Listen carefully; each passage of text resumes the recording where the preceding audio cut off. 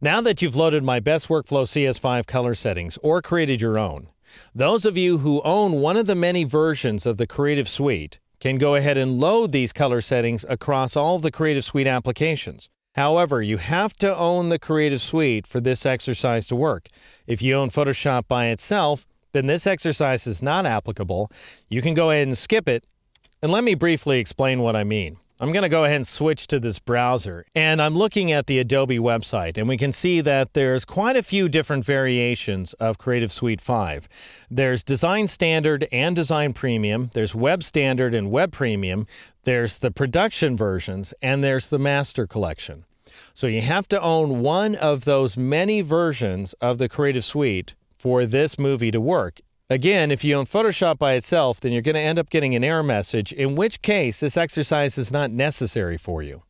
All right, so I'm going to switch back to Photoshop here, and then I'll go up to the upper left corner of the interface, and you'll see this orange bridge icon. I want you to go ahead and click on Launch Bridge in order to switch to the bridge. Now, if it wasn't already running, as it was for me, it might take a few moments to launch. Then, once you see the bridge application, which allows you to preview images and other assets, I happen to have the bridge trained on the contents of the 00 setup folder, but that doesn't matter for purposes of this exercise.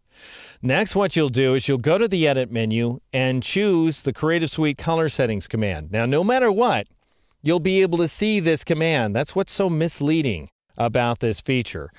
However, there's a chance that the command won't work. So if you choose Creative Suite Color Settings and you get an error message, that means either you only own Photoshop, so you purchased Photoshop independently, or for some reason the bridge thinks you only own Photoshop. It doesn't think you own the entire Creative Suite, which may require that you reinstall the software.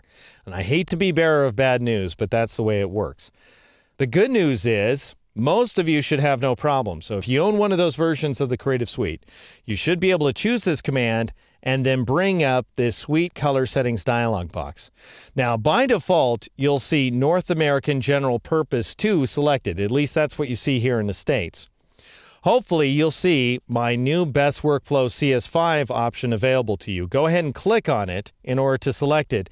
If you don't see that option, then turn on this checkbox called Show Expanded List of Color Settings File. Go ahead and turn that on, and you will see an expanded list of options available to you. Somewhere in that list, you should see Best Workflow CS5. Once you see it, click on it to make it active, and then click on the Apply button. And that's all there is to it. Now you synchronize your color settings across Photoshop, Illustrator, and all the other Creative Suite applications. All right, that's all there is to it. Now you and I are on the same page, and you can begin work on Chapter 1.